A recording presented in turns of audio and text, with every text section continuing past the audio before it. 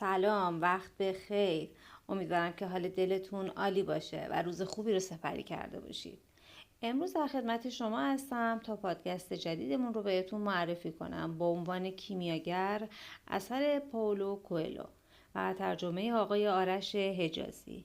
اگه بار اوله که پادکست ما رو گوش میکنید ممنون میشم چنل ما رو سابسکرایب کنید و به ما انرژی بدید، چون قرار کلی پادکست در حوزه کسب و کار که میتونه بهتون کمک کنه تجارت خودتون رو بسازید برای شما آماده کنیم. و اگر پادکست رو دوست داشتید با لایک کردن بهمون قوت قلب بدید. با زدن دکمه زنگوله اولین نفری باشید که پادکست های ما رو گوش میکنید. اگر دوستی دارید که عاشق اینه که تجارت خودش رو راه بندازه، چنل ما رو بهشون معرفی کن تا خانواده وبیکس 24 بزرگتر بشه. ما به حمایت سبز شما نیاز داریم.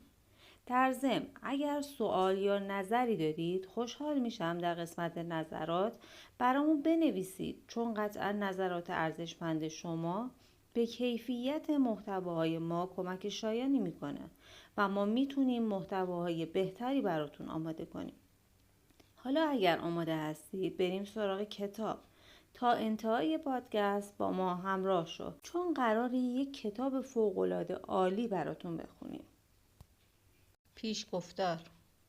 باید بگویم که کیمیاگر یک کتاب نمادین است و متفاوت با خاطرات یک مغ که اثری غیر تخیلی است. 11 سال از زندگیم را صرف مطالعه کیمیاگری کردم.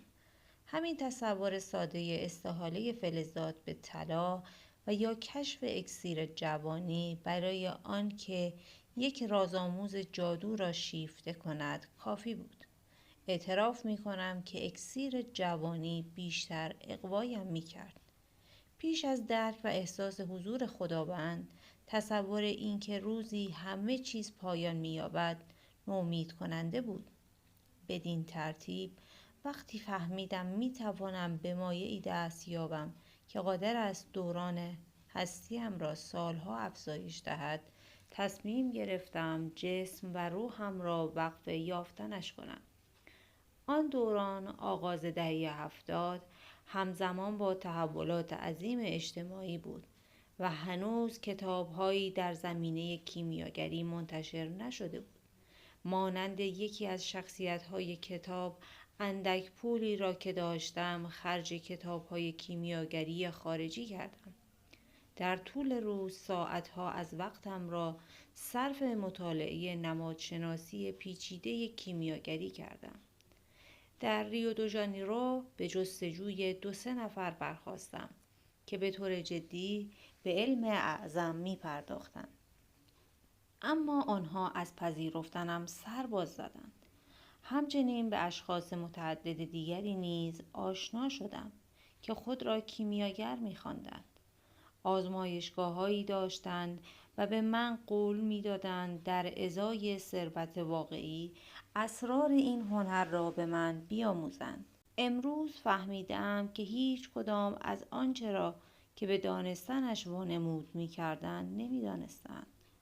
با وجود شیفتگی بسیارم هیچ کدام از تلاش‌هایم نتیجه ندادند.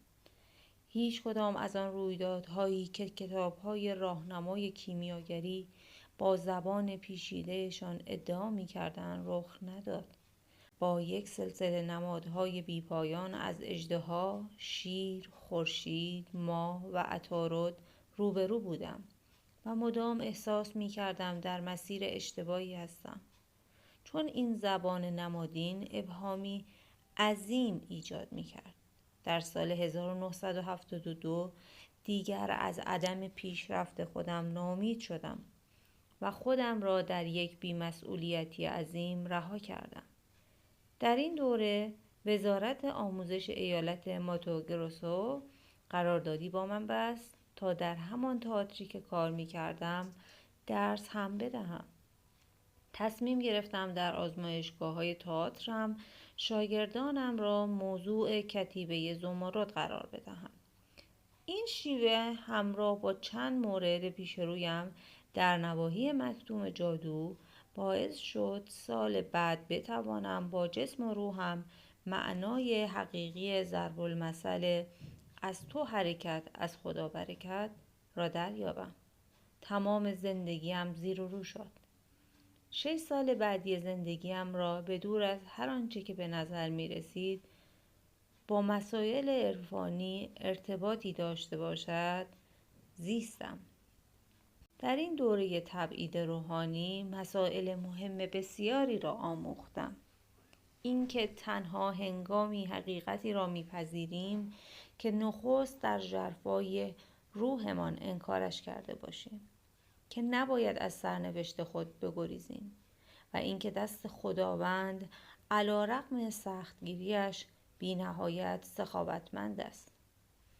سال 1981 با فرقه رم و استادم آشنا شدم که بنا بود دوباره به مسیری که برایم تعیین شده بود راهنماییم کند و همزمان با آنکه مرا به آموزه‌هایش تربیت می‌کرد، خودم هم دوباره به مطالعه کیمیاگری روی آوردم. یک شب پس از یک جلسه خسته کننده تلپاتی نشسته بودیم و صحبت می کردیم. پرسیدم چرا زبان کیمیاگران انقدر مبهم و پیچیده است. استادم گفت 3 دسته کیمیاگر هست. کسانی که مبهم میگویند چون نمیدانند چه میگویند. آنانی که مبهم میگویند چون میدانند چه میگویند. اما میدانند که زبان کیمیاگری زبانی است که با دل و نه با عقل سخن میگوید. پرسیدم و دسته سوم کدام است؟ کسانی که هرگز درباره کیمیاگری سخن نمیگویند، اما در طول زندگی خود موفق میشوند هجر کریمه را کشف کنند. و بدین ترتیب استادم که از دسته سوم بود تصمیم گرفت درباره کیمیاگری به من درس دهد. دریافتم که افسانه شخصی و نشانه‌های خدا حقایقی بودند که منطق ذهنی من به خاطر سادگیشان از پذیرش آنها سر باز می‌زده است. فهمیدم دست یافتن به اکسیر اعظم نه فقط از عده‌ای اندک که از تمام مردم دنیا ساخته است و روشن است که اکسیر اعظم همواره به شکل یک سنگ تخم مرغی شکل و یا یک تنگ پر از مایع دیده نمی شود، بلکه همه ما می توانیم بدون هیچ سایه‌ای از تردید در روح جهان غوطه‌ور شویم. به همین دلیل کتاب کیمیاگر نیز یک متن نمادین است. در طی صفحه‌های کتاب جدای از هدف انتقال آنچه در این زمینه آموخته‌ام، کوشیده‌ام با نویسندگان بزرگی که توانستند به زبان کیهانی دست یابند تجدید میثاق کنم. از میان آنها می توانم همینگوی، بلیک، بورخس و مالباتاهان را نام ببرم. برای تکمیل این پیشگفتار طولانی و نشان دادن منظور استادم از سومین دسته کیمیاگران، بد نیست به داستانی اشاره کنم که خودش در آزمایشگاهش برایم تعریف کرد. بانوی مقدس تصمیم گرفت به همراه عیسی کوچک در آغوشش برای بازدید از صومعه‌ای به روی زمین فرود آید. کشیش‌ها که مفتخر شده بودند صف عظیمی تشکیل دادند و یکی یکی به پیشگاه مادر مقدس می آمدند تا سرسپردگیشان را ابراز کنند.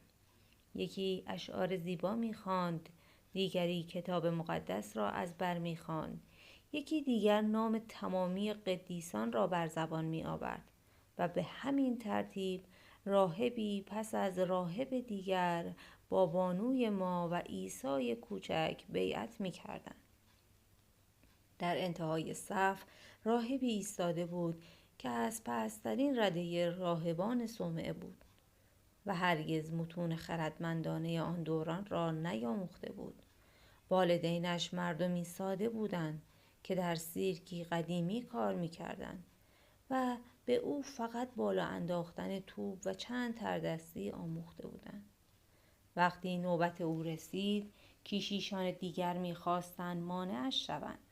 چون آن شعبده باز پیر هیچ چیز مهمی برای گفتن نداشت و ممکن بود تصویر صومعه را در نظر بانوی مقدس مخدوش کند. با این حال این راهب نیز از ته دل مایل بود از سوی خودش چیزی به عیسی و مادر مقدس تقدیم کند. همانطور که نگاه‌های سرزنش‌بار برادران روحانی را بر خود احساس می‌کرد، چند پرتقال از جیبش بیرون آورد و شروع به بالا و پایین انداختن آنها کرد و با آنها تردستی انجام داد که زیبا بود. تنها کاری که بلد بود. تنها در این لحظه بود که عیسی کوچک خندید و در آغوش بانوی ما شروع به دست زدن کرد و به خاطر او بود که مادر مقدس بازوانش را گشود و اجازه داد کودک را لحظه‌ای در آغوش بگیرد. مقدمه: کیمیاگر کتابی را که یکی از مسافران کاروان آورده بود به دست گرفت. جلد نداشت اما توانست نام نویسنده‌اش را پیدا کند. اسکار وایلد. همچنان که کتاب را ورق می‌زد به داستانی درباره نرگس برخورد. کیمیاگر افسانه نرگس را می‌دانست. جوان زیبایی که هر روز می‌رفت تا زیبایی خود را در دریاچه‌ای تماشا کند. چنان شیفته خود می‌شد که روزی به درون دریاچه افتاد و غرق شد. در جایی که به آب افتاده بود گلی رویید که نرگس نامیدنش. اما اسکار وایلد داستان را چنین به پایان نمی برد. می گفت وقتی نرگس مرد، اوریادها، الهه‌های جنگل به کنار دریاچه آمدند که از یک دریاچه آب شیرین به کوزه‌ای سرشار از اشک‌های شور استحاله یافته بود. اوریادها پرسیدند چرا می گریی؟ دریاچه گفت برای نرگس می گریم. اوریادها گفتند آه، شگفت آور نیست که برای نرگس می گریی؟ و ادامه دادند هرچه بود با آنکه همه ما همواره در جنگل در پیش می شتافتیم، تنها تو فرصت داشتی از نزدیک زیباییش را تماشا کنی. دریاچه پرسید مگر نرگس زیبا بود؟ اوریادها شگفت زده پاسخ دادند کی می تواند بهتر از تو این حقیقت را بداند؟ هرچه بود هر روز در کنار تو می نشست.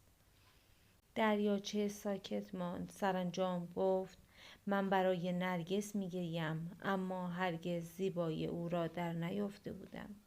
برای نرگس می گریم چون هر بار از فراز کنارم به رویم خم می شد می توانستم در اعماق دیدگانش بازتاب زیبایی خود را ببینم. کیمیاگر گفت چه داستان زیبایی. بخش اول. پسرک سانتیاگو نام داشت. هوا گرگ و میش بود که به همراه گوسفندانش به کلیسایی متروک رسید. سقف کلیسا از مدت‌ها پیش فرو ریخته بود و درخت چنار بزرگی در محلی که قبلاً از آن برای ظروف مقدسه استفاده می‌شد رویده بود. تصمیم گرفت شب را آنجا بماند. همه گوسفندان را از در مخروبه وارد کلیسا کرد و با چند تیر و تخته در را مسدود نمود تا در طول شب گوسفندی خارج نشود. در آن منطقه اثری از گرگ پیدا نمی شد. اما یک شب که یکی از گوسفندانش از گله جدا مانده بود، تمام روز بعد را مجبور شد صرف جستجوی آن حیوان کند. زمین را با کتش جارو کرد و دراز کشید و کتابی را که اندکی پیش به اتمام رسیده بود بالش خود قرار داد. با خود گفت باید کتاب‌های قطورتری را برای خواندن شروع کنم، زیرا مطالعه آنها مدت زمان بیشتری طول می‌کشد و هم بالش‌های راحت‌تری خواهند بود. وقتی از خواب بیدار شد، هوا هنوز تاریک بود. نگاهی به بالا انداخت و توانست از میان شکاف سقف نیمه ویران کلیسا ستارگان درخشان را نظاره کند. با خود فکر کرد کاش کمی بیشتر میخوابیدم. دوباره همان رویای هفته پیش را دیده بود و باز هم مثل دفعه گذشته قبل از تمام شدن رویا از خواب بیدار شده بود. از جای خود بلند شد و چوب دستیش را برداشت و شروع به بیدار کردن گوسفندانی که هنوز خواب بودند کرد. دریافته بود به محض اینکه بیدار می شود بیشتر گوسفندها هم به جنب و جوش می افتند. گویی انرژی اسرارآمیزی زندگی او را به زندگی گوسفندانش که 2 سال تمام از پی او به دنبال آب و غذا در چراگاه‌ها روان بودند پیوند می‌داد. زیر لب گفت آنها آنقدر به من عادت کردند که زمان خواب و بیداری من را کامل می‌دانند.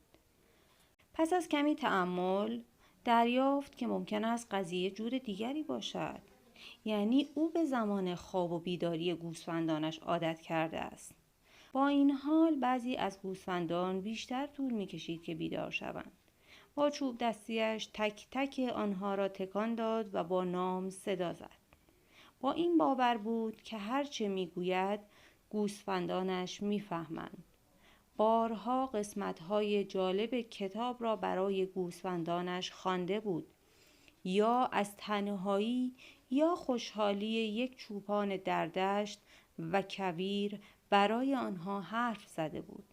گاهی هم در مورد چیزهایی که در روستاهای سر راهش دیده بود برایشان تعریف می‌کرد.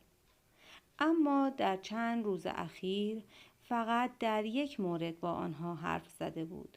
آن دختر جوان فرزند مرد بازرگانی بود و در روستایی زندگی می‌کرد که تا آنجا 4 روز راه بود. مرد جوان فقط 1 بار و آن هم پارسال آنجا بود. مرد بازرگان مغازه پارچه فروشی داشت و برای اینکه کسی سرش را کلاه نگذارد مایل بود که پشم گوسفندان در حضور خودش چیده شود. یکی از دوستان پسرک نشانی مغازه را داده بود و او هم سال گذشته گوسفندانش را به آنجا برده بود. پسرک به بازرگان گفت میخواهم مقداری پشم بفروشم. مغازه خیلی شلوغ بود و مرد بازرگان از چوپان خواست تا عصر منتظر بماند. پسرک روی پله‌های مغازه نشست و از کیسه خود کتابی را بیرون آورد. صدایی زنانه از پشت سرش شنیده شد. نمیدانستم چوپان‌ها هم کتاب می‌خوانند. صدایی زنانه از پشت سرش شنیده شد. نمیدانستم چوپان‌ها هم خواندن بلدند. دختر جوان نمونه بارزی از دختران نواحی آندلس بود. با موهای مشکی بلند و چشمانی که کم و بیش چهره فاتحان مغربی را تداعی می‌کرد. پسرک پاسخ داد البته من از گوسفندانم بیش از کتاب‌ها چیزی یاد گرفتم.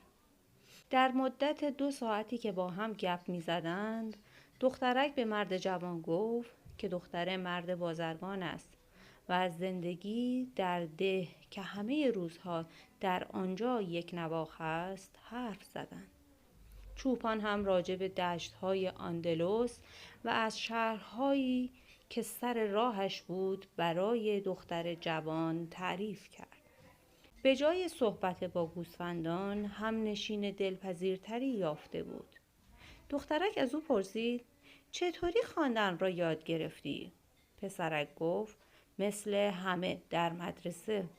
خب اگه خواندن بلد بودی چرا چوپان شدی؟ پسرک زیر لب زمزمه‌ای کرد و از پاسخ دادن به سوال دخترک تفره رفت. مطمئن بود دخترک دلیل آن را هرگز درک نخواهد کرد. سپس رشته کلام را به خاطرات سفرهایش کشاند. در طول صحبتش چشمان روشن مغربی دخترک از شدت ترس و هیجان گشاد شده بود. پس از گذشت مدت زمانی مرد جوان آرزو کرد ای کاش آن روز به پایان نرسد ای کاش پدر دخترک همچنان سرگرم کارهایش باشد و او را 3 روز منتظر نگاه دارد. احساس تازه و بی سابقه‌ای به او دست داده بود. آرزوی اقامت دائمی در یک جا و زندگی با دخترک سیاه بود. در این صورت روزهایش هرگز یک نواخت نمی شدند. اما بالاخره سر و کله مرد بازرگان پیدا شد و از پسر خواست که پشم 4 گوسفند را بچیند.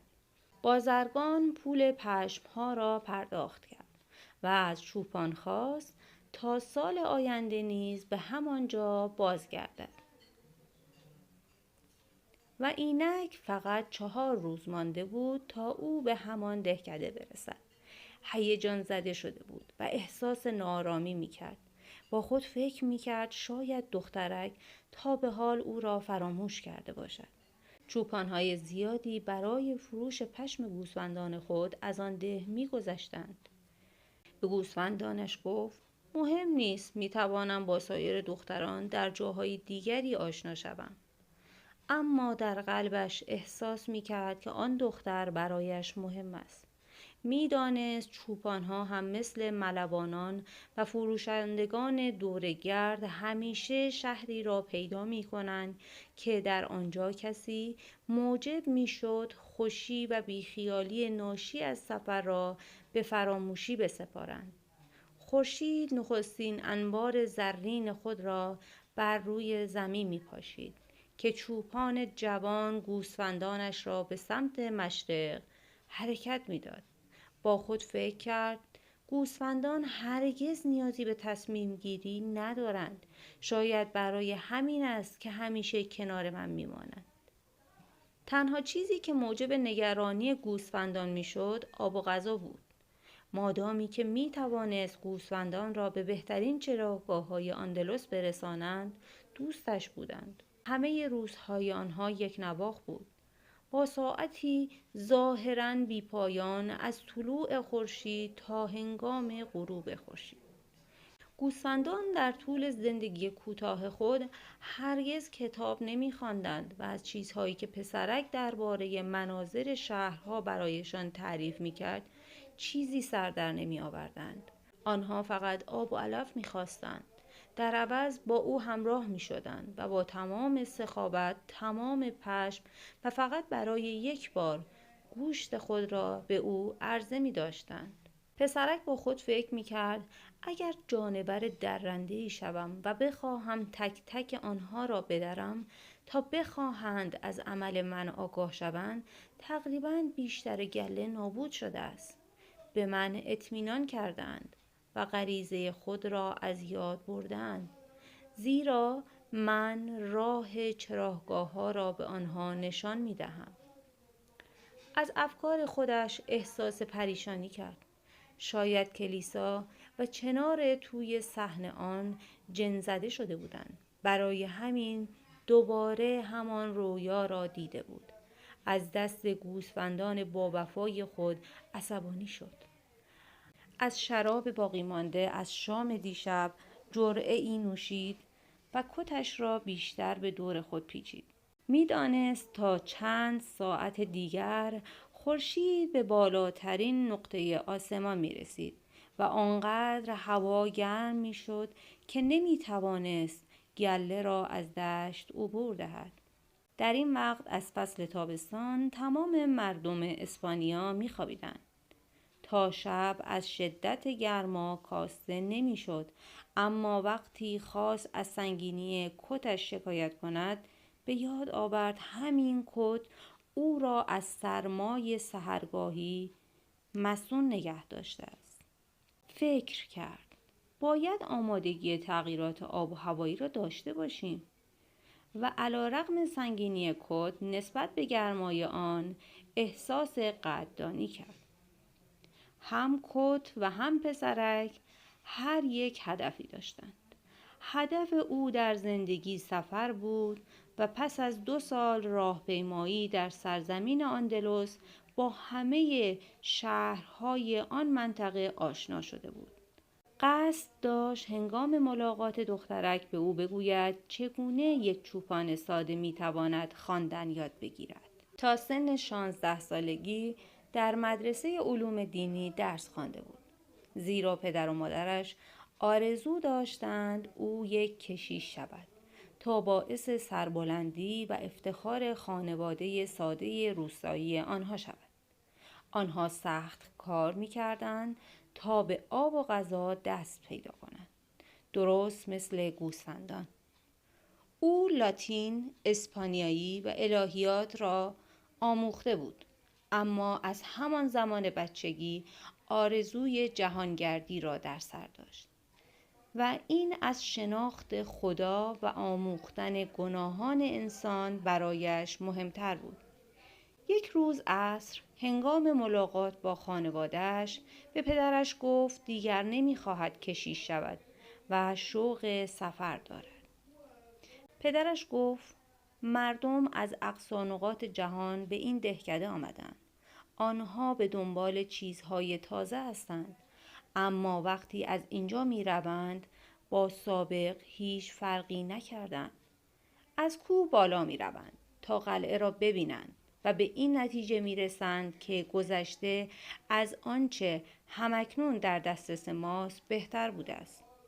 آنها موهای روشن یا پوست تیره دارند، اما در اصل با مردم اینجا تفاوتی ندارند.